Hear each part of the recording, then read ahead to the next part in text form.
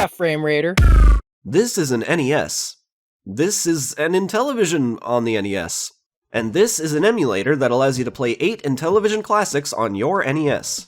It includes Advanced Dungeons & Dragons, Armor Battle, Astro Smash, Baseball, Bowling, Frog Bog, Shark, and Space Battle. There is a 9th title called Killer Songs, which plays a number of familiar soundtracks that were redesigned for the Intellivision. I found out about this emulator some years ago. I can't tell you when exactly because I was made aware of its existence yet again by rediscovering a ROM I had left on my EverDrive cartridge. So yes, this is real, and the presented games are not ports. Now we find ourselves asking, how is this even possible? For the answer, we'll have to dig a little deeper. Trying to locate the source of this ROM will bring you to an Atari Age post by Carl Mueller Jr. Mueller has quite a history in the retro gaming scene, particularly with his work on the Intellivision. Having been working on the platform since the 90s, he managed to break a few milestones. For example, he, with the assistance of a tech-savvy friend, created the first Intellivision emulator. It would then be given the honor of a commercial release in the form of Intellivision Lives for PC and Mac in 1998. Into the 2010s, he became known for producing Intellivision homebrew such as Donkey Kong Arcade, followed by an equally impressive port of Miss Pac-Man. His efforts were at the time sold on his website, which is more often linked as an expired domain. Much later, I stumbled across his still-active Blogspot page, which was linked in a comment. Hopefully Mueller gets around to updating the expired URLs. Referring back to that Atari Age post, you can find that Mueller brought this impressive emulator to not only the NES, but Game Boy Color as well. Unfortunately, you would have to compile the Game Boy Color ROM yourself from the source files.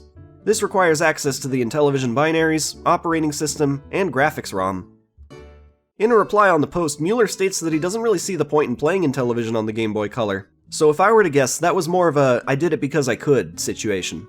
If you'd like to see that in action, Mueller does have a palette building demonstration on his YouTube channel, Carl Jr. 17. While his Game Boy Color emulator is also impressive, my intention today is to look at the NES release. The name he's given to this project is I4NES. As far as I can tell, the development for this goes as far back as 2008. It took until 2012 for the demo to release, which is the ROM file I have here, and the focus of today's video. I tried to get in contact with Mueller, and he did get back to me on a few occasions. I asked how this emulator came to be, to which he replied with the following. First of all, there's very tight assembly language implementation. Secondly, there's a good deal of pre-compiling going on. For instance, it knows which locations are data and which are code. Mueller has a bit more to share about his creation, which can be read on the original announcement page found in his blog. He states, "These two emulators are unique in that they run on inexpensive, low-powered 8-bit systems. They are written entirely in hand-optimized assembly language, and employ several pre-processing technologies that I myself developed. I hope this information is useful to those of you watching at home because as little more than a spectator here, I don't have the credentials to expand on that." In Mueller's email, he told me that as of recently, there have been no new developments on the project. However, there has been some interest in bringing I4NES to Nintendo on-a-chip handhelds. I'm interested to see what comes of that, if anything. I also asked him about the selection of games, pondering on the possibility of bringing Snafu and Thin Ice to the emulator. Unfortunately, Mueller suggests that Snafu would be difficult due to the number of colors. Thin Ice may suffer from a similar conflict. So what I got out of that is, only a limited number of games could ever work on this emulator due to compatibility. Still, it's hard to imagine any Intellivision game being compatible with a system that only uses a simple 2-button controller. Compared to an Intellivision controller, the difference is night and day. Seems like it's time to go hands-on, so let's see how well this emulator works in execution. When you select a game, the screen will quickly pan from left to right, showing you the full title screen. At this moment, you're given a context-sensitive menu on the bottom. This allows the player to press various keypad buttons as applicable for its games. While true that many Intellivision games made full use of the controller, the most important ones were on its side. The functionality of these are bound to buttons A and B.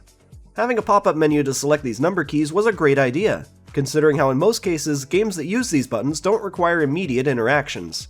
Once a game begins, you'll take notice of the screen panning towards what entities are deemed most important. You may be wondering why it had to be programmed this way. Mueller responded to me saying that the NES has a resolution which is 16 cards wide, while the Intellivision has a resolution of 20 cards wide. This means that there are always 4 card columns off-screen at any time. As per why he couldn't squish the image to fit inside the NES's 16 cards, well, our conversation didn't get that far. If I were to guess, that might not be possible due to a hardware limitation. After all, this is the NES we're talking about. The screen pan works well enough. One thing I did make note of, however, is that in games like Astro Smash, the constant shifting felt a bit nauseating over extended play. Nonetheless, you can enjoy a game this way, and I didn't notice any slowdowns. It's by no means a bad way to play Astro Smash. You even have access to the in-game options, like auto-fire, which can be accessed by simply holding select for 1 second. This pops up another menu, which temporarily disables your controls. Press select again to return to the game. It's nice to know that I'm not forced to rely on the original console's overlays, as it's all laid out simple and easy for the user, regardless of their familiarity with the console or controller.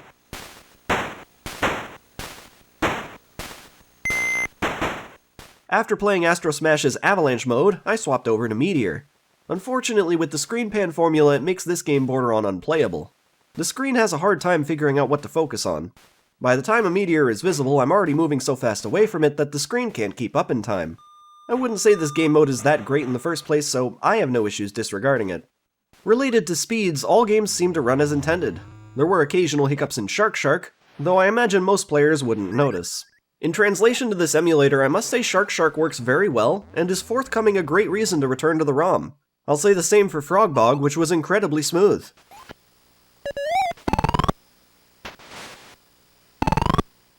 I did, however, notice a graphical corruption on one of the clouds, and a similar issue can be found in baseball where the field is drawn improperly. Mueller told me that while this emulator should work on authentic NES hardware, as you're seeing here, it wasn't per se designed for it. Clone consoles and emulation seemed to be more of a focus in its development. So with that in mind, I booted I4NES on an NES emulator, and as I expected, baseball looks just fine. The previous issue from Frog Bog is also absent here. Ultimately, I think what has been accomplished in I4NES is very impressive. Is it the ideal way to play Intellivision games? No, which is probably what you already expected. The best experience still goes to the original hardware, followed up by PC emulators, and perhaps Intellivision lives. There's a Nintendo DS version with touchscreen overlays, and that looks nifty, although I haven't tried it myself. Then there's the console counterpart, which I honestly think gets more flack than it deserves. The curve of your disc. Firing your missiles.